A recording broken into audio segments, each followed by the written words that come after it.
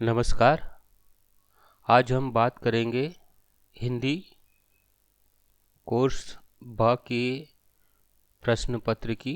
CBSE ने model question paper प्रकाशित किया है। प्रतिदर्श प्रश्न पत्र 2020-21 को प्रकाशित कर दिया है। जो नमूना प्रश्न पत्र है वो आपके स्क्रीन पर है। देखिए, कुछ इस तरह से आपका प्रश्न पत्र आएगा। जो निर्धारित समय है वो 3 घंटे रहेगा और अधिकतम अंक 80 होंगे। सामान्य निर्देश जो होंगे इस तरीके से होंगे कि निम्नलिखित निर्देशों को बहुत सावधानी से पढ़िए और उनका पालन कीजिए। इस प्रश्न पत्र में 2 खंड है, खंड आ और बा। खंड आ में कुल 9 वस्तुपरक प्रश्न पूछे गए हैं। सभी प्रश्नों में उप प्रश्न दिए गए हैं। दिए गए निर्देशों का पालन करते हुए प्रश्नों के ही उत्तर दीजिए। खंड ब में कुल 8 वर्णनात्मक प्रश्न पूछे गए हैं। प्रश्नों में आंतरिक विकल्प दिए गए हैं अथवा वाले। दिए गए निर्देशों का पालन करते हुए प्रश्नों के उत्तर दीजिए। अब खंड आ देखिए, वस्तुपरक प्रश्न जो है इसमें अपठित गद्यांश। सबसे पहला प्रश्न है अपठित गद्यांश। इसमें पहले प्रश्न में आपको 2 गद्यांश दिए हैं। 2 गद्यांश में से किसी एक गद्यांश को आपको करना है। किसी गद्यांश को ध्यानपूर्वक पढ़िए और उस पर आधारित प्रश्नों के उत्तर दीजिए। ये 5 अंक का होगा। और अपठित गद्यांश तो हो गए, वो कुल 10 अंक के रहेंगे, जिसमें कि पहला गद्यांश 5 अंक का है और दूसरा गद्यांश भी 5 अंक का है। तो पहले प्रश्न में भी 2 गद्यांश दिए हैं आपको, जैसे कि यहाँ दिख रहा है स्क्रीन पे गद्यांश 1 है ना। यदि आप इस गद्यांश का चयन करते हैं तो कृपया उत्तर पुस्तिका में लिखें कि आप प्रश्न संख्या 1 में दिए गए गद्यांश 1 पर आधारित प्रश्नों के उत्तर लिख रहे हैं। फिर ये गद्यांश दिया है आपको। इस गद्यांश को आपको ध्यान से पढ़ना है और पढ़ने के बाद में फिर आपको ये जो नीचे उसके प्रश्न दिए हैं ऑब्जेक्टिव टाइप है ना, वस्तुनिष्ठ प्रश्न दिए हैं, उनके आपको उत्तर चयन करके लिखना है। निम्नलिखित में से निर्देशानुसार सर्वाधिक उपयुक्त विकल्पों का चयन कीजिए। यानी जो सबसे अधिक उपयुक्त होंगे, जो सही एकदम, उनका चयन करना है आपको। तो ये गद्यांश पे आधारित है। पहला है वर्तमान युग कंप्यूटर का युग क्यों है। ठीक है, इस तरीके से आपको पहले ये गद्यांश जो है ये पढ़ना पड़ेगा और इसको पढ़कर आपको इन जो वस्तुनिष्ठ प्रश्न है, इसमें 5 प्रश्न आएंगे, उनके उत्तर देना है। और सभी प्रश्न जो है 1-1 अंक के होंगे। पहला प्रश्न ये है, दूसरा प्रश्न आपका ये आ जाता है, तीसरा प्रश्न आपका ये है। ठीक है, इस तरीके से आप कर सकते हैं।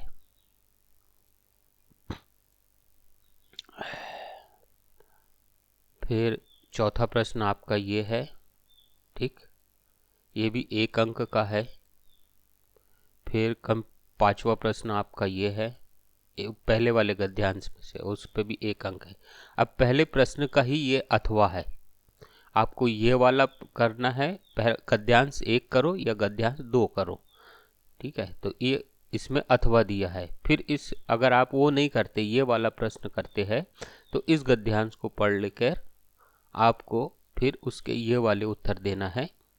ठीक है, ये करेंगे तो आपको पहला नहीं करना है और पहला करेंगे तो आप ये वाला नहीं करेंगे, इस तरीके से। तो इसमें भी आपको 5 प्रश्न दिए हुए हैं, सभी 1-1 अंक के हैं। प्रश्न 2, प्रश्न 3, ये प्रश्न 4, प्रश्न 5, इस तरीके से। तो ये आपका है, वस्तुनिष्ठ प्रश्न रहेंगे गद्यांश पर। अब इसके बाद आते हैं प्रश्न 2 पर। तो प्रश्न 2 पे भी आपको फिर 2 गद्यांश देंगे, गद्यांश 1 और गद्यांश 2 रहेंगे। वो भी 5-5 अंक के रहेंगे। ये सब अपठित है, इसमें से भी आपको पढ़ना है। इसको पढ़ेंगे आप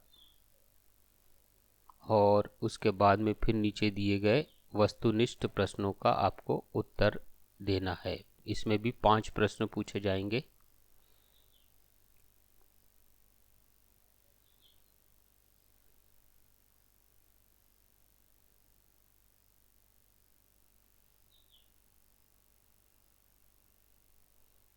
फिर आता है आपका गद्यांश, दूसरे प्रश्न का गद्यांश दूसरा अथवा में। इस तरीके से आपको 4 गद्यांश मिले हैं और 4 गद्यांश में से आपको 2 गद्यांश करना है।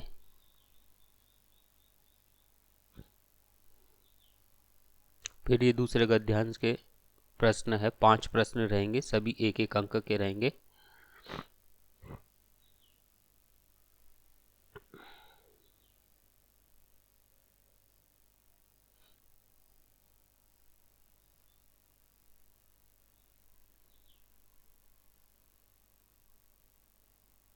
ऑब्जेक्टिव है ये, इनमें से कोई एक सही उत्तर रहेगा, वो आपको चूज करके लिखना है, चयन करके उसका लिखना है। अब आता है व्याकरण का पाठ। ठीक है, 16 नंबर की रहेगी व्याकरण। अब इसमें देखिए, ततारा बहुत बलशाली भी था, रेखांकित में पद है। ये जो पद है, ये बहुत जो पद है, ये कौन सा पद है, इसमें से आपको लिखना पड़ेगा। वे माँ से कहानी सुनते रहते हैं, वाक्य में क्रियापद बंद है। अब इसमें देखना पड़ेगा आपको कि क्रियापद कौन सा है। वे माँ से है, माँ से कहानी है, सुनते रहते हैं, कहानी सुनते हैं, इस तरीके से। तो क्रियापद बंद इसमें आपको बताना है कि कौन सा है। क्रियापद आपका आ जाएगा सुनते रहते हैं, इस तरीके से। बंगले के पीछे लगा पेड़ गिर गया। अब बंगले के पीछे, ये अंडरलाइन है, रेखांकित है, तो वाक्य में रेखांकित पद बंद है, संज्ञा पद बंद होगा, क्रिया पद बंद होगा, विशेषण पद बंद होगा या क्रिया विशेषण पद होगा।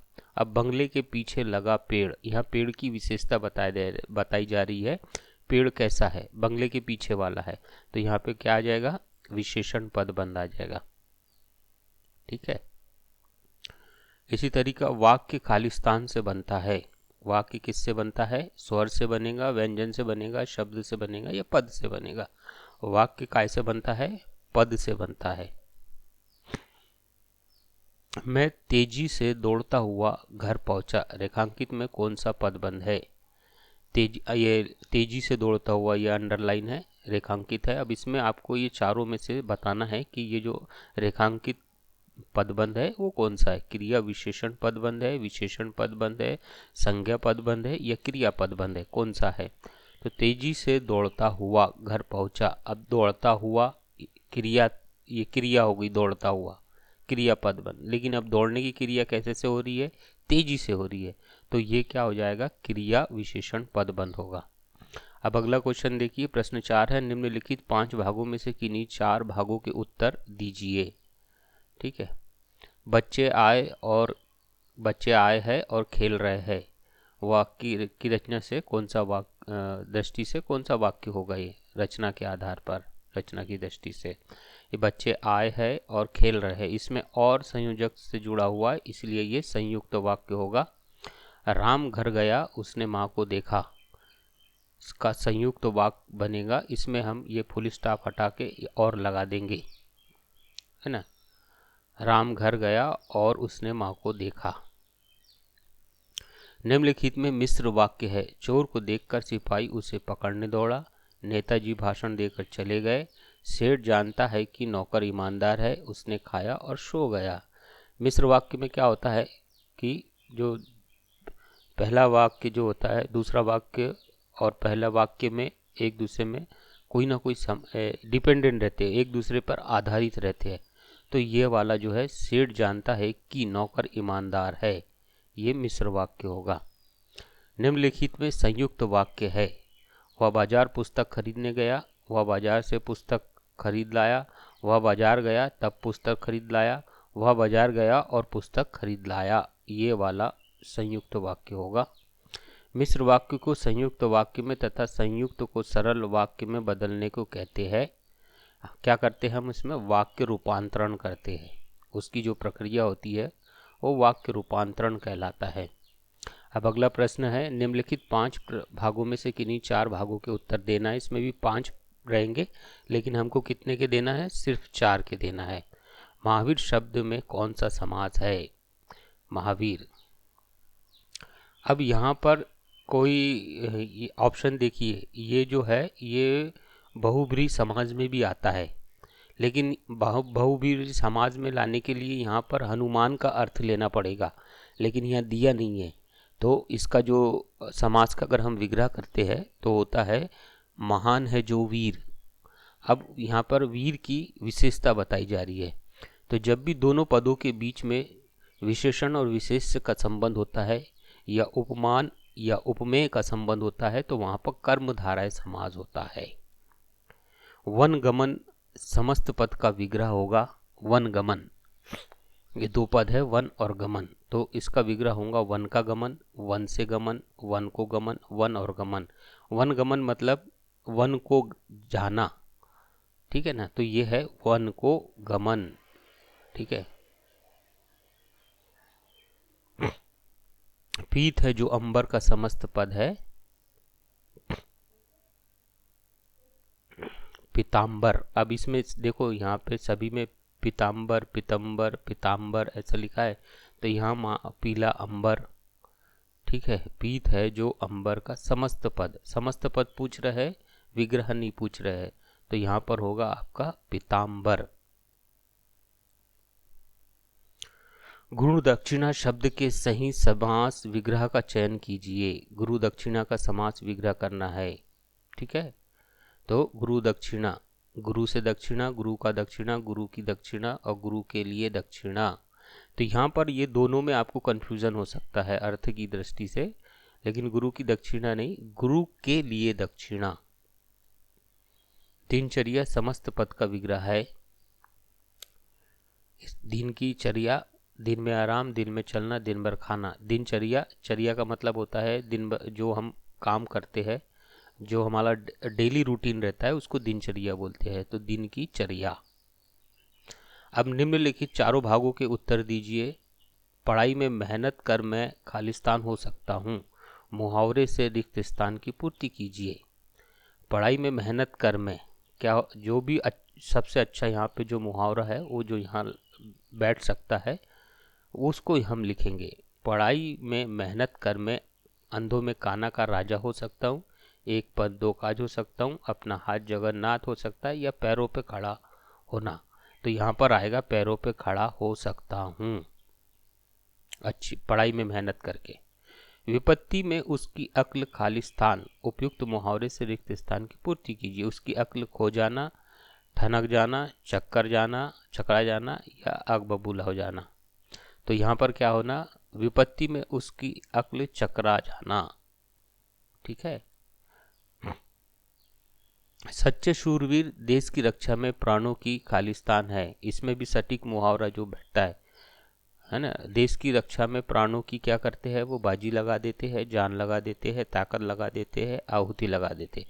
अब प्राणों की आहुति लगा देते हैं ये सब मुहावरा नहीं बैठता है, इसलिए प्राणों की बाजी लगा देते हैं। गरीब माँ बाप अपना खालिस्तान कर बच्चों को पढ़ाते हैं और वे चिंता नहीं करते।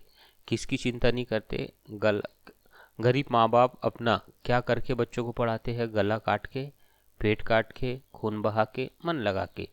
तो यहाँ गरीब माँ बाप है इसलिए क्या होगा कि वो पेट काट के मतलब अपना ज़रूरतों को कम करके और बच्चों की फीस वगैरह भरते हैं, पढ़ाई करवाते हैं, तो उसके लिए यूज़ होता है पेट काट के। अब है यहाँ, अब है पठित पद्यांश आ गया है आपका। जैसे कि इसके पहले वीडियो में मैंने बताया था कि आपको 4 अपठित गद्यांश आएंगे, फिर उसके बाद एक पठित पद्यांश आएगा और एक पठित गद्यांश, 2 पठित गद्यांश आएंगे। तो अब ये देखिए, ये एक पठित गद्यांश आ गया, ये आपकी पाठ्य पुस्तक में से ही है। कर चले हम फिदा, उस कविता का यहाँ पे पूरा ये पद्यांश दिया हुआ है। ये 4 अंक का आएगा। इसमें 4 वस्तुनिष्ठ प्रश्न पूछे जाएंगे। सर हिमालय का हमने ना झुकने दिया, पंक्ति में सर किसका प्रतीक है, स्वाभिमान का, सिर का, घमंड का, पराक्रम का, है ना। तो यहाँ पर आएगा स्वाभिमान, ठीक है। पद्यांश में बाकपन शब्द प्रतीक है, वक्रता का, अद्भुत का, छवि का या बेमिसालपन का, अद्भुत, वक्रता, तो यह है। मरते मरते रहा बाकपन साथियों, अब तुम्हारे हवाले वतन साथियों। बाकपन, तो वो जो बाकपन है हमारा, उसका क्या आ जाएगा, बेमिसालपन आ जाएगा। धरती के दुल्हन बनने से तात्पर्य है दुल्हन की भांति शर्मा रही है, सैनिक की खून से नहा गई है, बलिदान से गौरवान्वित हो गई है, दुल्हन की भांति अपने प्रिय की आज देख रही है। दुल्हन हो गई है का मतलब है, यहाँ देखिए, आज धरती बनी है दुल्हन साथियों। जब दुल्हन बनती है तो अधिकतर दुल्हनों को क्या किया जाता है, लाल रंग की साड़ी पहनाई जाती है। तो वहाँ सैनिकों के खून से धरती नहा गई है, इसलिए सैनिक के खून से नहा गई का अर्थ है दुल्हन बनना। सर पर कफन बांधने का अर्थ है बलिदान के लिए तैयार होना, मरने की कोशिश करना, अपने लिए जान की बाजी लगाना और लोगों को दिखाना कि हम मरने से नहीं डरते। इसके लिए नहीं, इस सबसे सही अर्थ होगा बलिदान के लिए तैयार होना। अब है आपका पठित गद्यांश, यानी आपके पाठ्य पुस्तक में से ये कोई भी पाठ का एक गद्यांश दिया जाएगा और उस पर आधारित आपके ये प्रश्न रहेंगे 5, और इन 5 प्रश्नों का आपको इनमें से 4 विकल्पों में से चुन के कोई एक सही अर्थ देना है गद्यांश को। ये आपकी पाठ्य पुस्तक में से आएंगे, ये भी 5 प्रश्न रहेंगे, 5 का वस्तुनिष्ठ प्रश्न रहेंगे। ठीक है, उसके बाद प्रश्न 9 आएगा आपका, वही दूसरा वाला पठित गद्यांश। उसमें भी आपको यही करना है, इसमें विकल्प नहीं है, अथवा वाला नहीं है, कि जैसे यहाँ पे दी है, ये वामिरो पाठ से लिया गया है आपका, है ना। तो इस पाठ से इसमें भी 5 प्रश्न रहेंगे 1-1 अंक के। अब देखिए, गद्यांश में क्रोध और अग्नि की तुलना क्यों की गई है। अब इसमें से आपको सही चयन करना है। क्रोध और अग्नि दोनों ही बड़े गर्म होते हैं, क्रोध अग्नि दोनों पर ही नियंत्रण कठिन है। ततारा का स्वभाव बहुत गुस्से वाला था, वामारु की माँ और ततारा दोनों गुस्से में थी। ठीक है, तो इस तरीके से हम इस कोई भी एक जो प्रश्न है वो चयन करके लिख सकते हैं। ठीक है, तो इसका होगा गद्यांश में क्रोध और अग्नि की तुलना क्यों की गई है, क्योंकि दोनों पर नियंत्रण कठिन होता है। ततारा को गुस्सा क्यों आया, क्योंकि वामरी की माँ ने ततारा से झगड़ा किया, उसे विवाह की निषेध परंपरा पर क्षोभ था। वामिरो विवाह के लिए तैयार न थी, वामिरो ने ततारा की सहायता नहीं की। तो यहाँ पर था उसे क्षोभ था, जो विवाह की निषेध परंपरा थी उस पर ततारा को क्षोभ था और वो कुछ नहीं कर पा रहा था, इसलिए उसे गुस्सा आया। वामिरो की माँ को दृश्य अपमानजनक क्यों लगा, तो वो पूरे गांव के समक्ष अपमान महसूस हुआ उसको, पूरे सबके सामने। इस तरीके से ये वस्तुनिष्ठ प्रश्न रहेंगे और आपको इसमें से चूज करना है। ततारा वामिरो कथा समाज की किस समस्या की ओर ध्यान इंगित कराती है, जाति प्रथा, बेमेल विवाह, विवाह के परंपरागत नियम और बाल विवाह। तो ये कहते हैं कि विवाह के परंपरागत नियम जो चले आ रहे हैं उनमें बदलाव होना है। आग बबूला हो उठने का अर्थ है अत्यधिक क्रोध आना। ठीक है, अब इसके बाद आता है खंडबा वर्णात्मक प्रश्न, पाठ्य पुस्तक एवं पूरक पाठ्य पुस्तक। अब यहाँ पर आपको पाठ्य पुस्तक से प्रश्न पूछे जाएंगे। 3 प्रश्न दिए हुए हैं, 3 में से 2 करना है आपको और 25 से 30 शब्दों में करना है। ये दोनों प्रश्न 2-2 अंक के होंगे। ठीक है, आपकी पाठ्य पुस्तक से। एकांकी कारतूस के अनुसार वजीर अली एक जाबाज सिपाही कैसे था, ये आपके पाठ्य पुस्तक से रहेंगे। फिर उसके बाद में एक प्रश्न रहेगा 4 अंक का, जिसे आपको 60 से 70 शब्दों में लिखना है। मनुष्यता, कविता और अब कहाँ दूसरे के दुख से दुखी होने वाले पाठ का केंद्रीय भाव एक ही है, सिद्ध कीजिए। इस तरीके से आपको एक प्रश्न आएगा वर्णात्मक, जिसे आपको 60 से 70 शब्दों में लिखना है। उसके बाद में निम्नलिखित प्रश्नों में से किन्हीं 2 प्रश्नों के उत्तर लगभग 40 से 50 शब्दों में देना है। ये आपका जो संचयन बुक है, संचयन पुस्तक में से आएगा। उसमें 3 प्रश्न आएंगे, 3 में से आपको कोई 2 करना है। ठीक है, अब उसके बाद लेखन आ जाता है, अनुच्छेद लेखन। ठीक है, ये बिंदु दिए हुए हैं, इन बिंदुओं के आधार पर अनुच्छेद लिखना है किसी एक विषय पर। यहाँ पे भी आपको 3 विषय दिए गए, 1, ये 2 और ये तीसरा। 3 विषय दिए हैं, 3 और तीनों के संकेत बिंदु भी है। इन 3 में से कोई एक ही विषय पे आपको अनुच्छेद लिखना है। ठीक है, उसके बाद में आता है आपका पत्र। तो यहाँ पर देखिए 2 दिए हुए हैं पत्र, उन 2 में से आपको कोई एक करना है, सिर्फ एक ही करना है।